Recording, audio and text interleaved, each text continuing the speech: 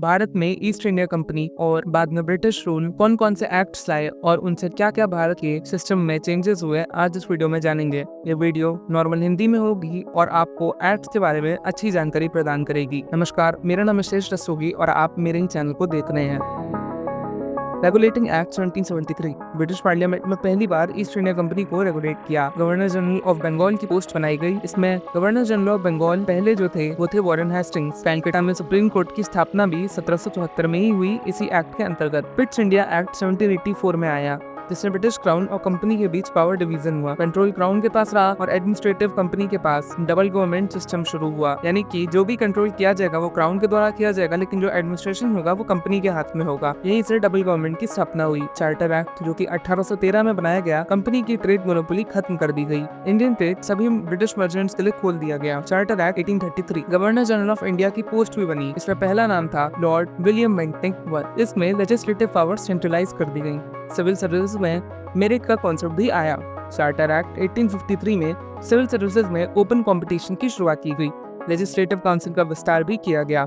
इसके बाद आता है गवर्नमेंट ऑफ इंडिया एक्ट 1858। 1857 की क्रांति के बाद क्राउन रूल की स्थापना की गई। कंपनी रूल को कतई समाप्त कर दिया गया। गवर्नर जनरल को अब वाइसरॉय भी कहने लगे। पहला वाइसरॉय था Lord Canning. Secretary state for India की पोस्ट भी बनी। क्राउन के अधीन कार्य करेगी ये post. Indian councils act 1861। Indians को पहली बार लेजिस्लेटिव काउंसिल में नामित किया गया। लेजिस्लेटिव पावर्स डिवॉल्व की गई। यहाँ पे डिवॉल्व का मतलब है डिसेंट्रलाइजेशन। अगला एक्ट किया जाता है इंडियन काउंसिल एक्ट 1892। इंडियंस को बजट पर बहस और सवाल पूछने का अधिकार मिला। इंडियन काउंसिल एक्ट 1909, जिसे हम मोरले मिंटो रिफॉर्म्स भी कहते हैं, इसमें मुस्लिम्स के सेपरेट इलेक्टोरेट्स की शुरुआत की गई। कम्युनल रिप्रेजेंटेशन पहली बार लागू किया गया। एक इंडियन को वाइसरॉयज एग्जीक्यूटिव काउंसिल में शामिल किया गया। गवर्नमेंट ऑफ इंडिया एक्ट 1919, जिसे हम मोंटेगू चेम्सफोर्ड रिफॉर्म्स कहते हैं, इसमें डायरकी सिस्टम लागू किया गया। सब्जेक्ट्स को रिजर्व और ट्रांसफर्ड में बांटा गया। यहाँ पे रिजर्व सब्जेक्ट्स और ट्रांसफर सब्जेक्ट्स बहुत ही इंटरेस्टिंग पॉइंट है, यानी कि रिजर्व सब्जेक्ट्स के अंदर वो सब्जेक्ट्स आते थे जो कि ब्रिटिश कंट्रोल करते थे, जैसे डिफेंस, पुलिस, रेवेन्यू, इरिगेशन जैसे इंपॉर्टेंट मैटर्स। और ट्रांसफर्ड सब्जेक्ट्स वो मैटर हुआ करते थे जिन्हें भारतीय मिनिस्टर्स हैंडल किया करते थे, जैसे education, health, agriculture, local self government वाले मामले। लेकिन यहाँ पर भी ब्रिटिश गवर्नर वीटो मार सकते थे।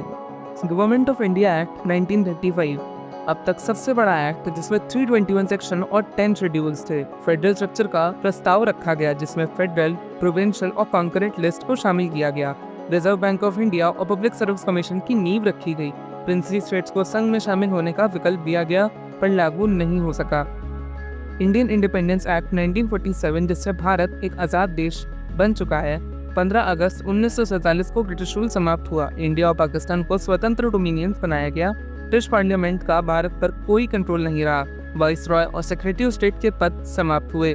प्रिंसली स्टेट्स को विकल्प मिला कि या तो वो भारत चुने या पाकिस्तान, या स्वतंत्र रहे। कॉन्स्टिट्यूएंट असेंबली को संविधान बनाने की पूर्ण शक्ति मिली।